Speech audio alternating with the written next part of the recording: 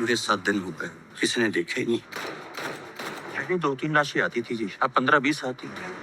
पंजाब की एक आम सी सुबह, एक आदमी अपने घर के बाहर अपनी कार धो रहा है और कुछ देर में वहाँ एक गाड़ी आकर रुकती है।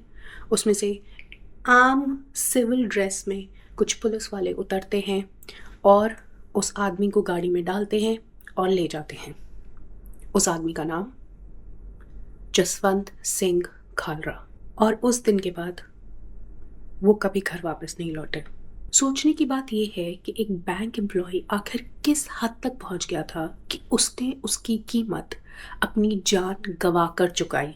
Hello everyone, welcome back to my channel Pages Frame Stories, जहां हम बात करते हैं मूवीज़ के बारे में, बुक्स के बारे में, ओटीटी वेब सीरीज़ के बारे में और कुछ लाइफ एक्सपीरियंसेस के बारे में।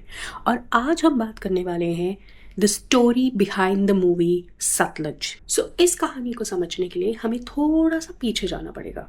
1980s का पंजाब, जहां टेररिज्म, पॉलिटिकल अनरेस्ट की एक रोज़ की कहानी जैसा बन गया था। 1984 में ऑपरेशन ब्लू स्टार, उसके बाद इंदिरा गांधी का असैसिनेशन और उसके बाद शुरू हुआ पंजाब में एक नया डर का दौर। इसी दौर में एक आदमी ने शुरू किया सवाल पूछना। जसवंत सिंह कालरा कोई पॉलिटिशियन नहीं थे, कोई जर्नलिस्ट नहीं थे, वो एक आम बैंक एम्प्लॉय थे। लेकिन उन्होंने एक ऐसी चीज़ नोटिस की जो किसी और ने नोटिस नहीं की, और फिर सब कुछ बदल गया। उन्होंने म्यूनिसिपल क्रिमेशन रिकॉर्ड्स चेक किए और यहाँ से सामने आया एक शॉकिंग पैटर्न। रिकॉर्ड्स में कई ऐसे क्रिमेशंस दर्ज किए गए थे जिनके सामने किसी परिवार का नाम नहीं था। इनफैक्ट बहुत सारी ऐसी अनआइडेंटिफाइड बॉडीज थी जिनकी एंट्रीज मिली। खालरा ने इन रिकॉर्ड्स को एनालाइज किया और पब्लिक फोरम्स पर यह कहा कि पंजाब में बहुत सारे इलीगल किलिंग्स हो रहे हैं और सीक्रेट क्रिमेशंस हो रहे हैं। उन्होंने अपनी फाइंडिंग्स को इंडिया और इंटरनेशनल ह्यूमन राइट्स फोरम्स पर भी रखा। 6 सितंबर 1995 जब वो अपने घर के बाहर अपनी कार धो रहे थे, उन्हें एलिजिडली कुछ पुलिस ऑफिसर्स सिविल ड्रेस में आकर लेके चले गए और उसके बाद उनका कुछ पता नहीं चला। उनकी वाइफ, उनका परिवार, इनफैक्ट पूरा देश सिर्फ एक ही सवाल पूछ रहा था।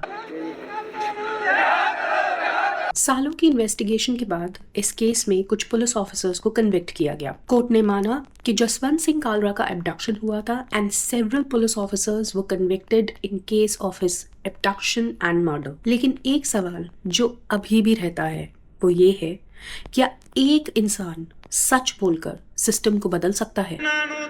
जमहूरियत दे पैगंबर क्या सी, उन्हां दी असलियत जानो ते सानू दसो कि आखिर अतवादी कौन है ते सतवादी कौन है। शायद इसीलिए दिलजीत दोसांझ की फिल्म, जो पहले पंजाब 95 और अब सतलज के नाम से ZEE5 पर रिलीज हुई थी और 2 दिन में ही वहां से हटा दी गई है, इतनी कंट्रोवर्शियल है। इसीलिए सिनेमा मेरे हिसाब से एक बहुत ही इम्पोर्टेंट और पावरफुल मीडियम है जो हमारे सामने वो कहानियां लेकर आता है जिन्हें वक्त के पन्नों में हम कहीं खो बैठे हैं या भूल चुके हैं। जसवंत सिंह कालरा की कहानी इंडिया के ह्यूमन राइट्स की हिस्ट्री का एक बहुत ही इम्पोर्टेंट चैप्टर है। ये फिल्म हमें सिर्फ एक आदमी की कहानी नहीं बताती है, ये हमें ये बताती है कि हिस्ट्री के कुछ चैप्टर्स आज भी बहुत अनकंफर्टेबल हैं। इस फिल्म को सालों तक सर्टिफिकेशन इश्यूज का सामना करना पड़ा और आज जब ये फिल्म फाइनली रिलीज हुई है तब भी ये एक कंट्रोवर्शियल टॉपिक बन के रह गई है। आपको क्या लगता है कि क्या सिनेमा को ऐसी अनकंफर्टेबल स्टोरीज हम तक लानी चाहिए या फिर इनको हिस्ट्री के पन्नों में कहीं दबे ही रहने देना चाहिए? मुझे कमेंट्स में बताएं। और हाँ, ऐसी स्टोरीज के पीछे छुपी हुई स्टोरीज को जानने के लिए पेजेस फ्रेम स्टोरीज को फॉलो करना ना भूलें। Alright then, may God bless you all with abundance. Until next time, bye.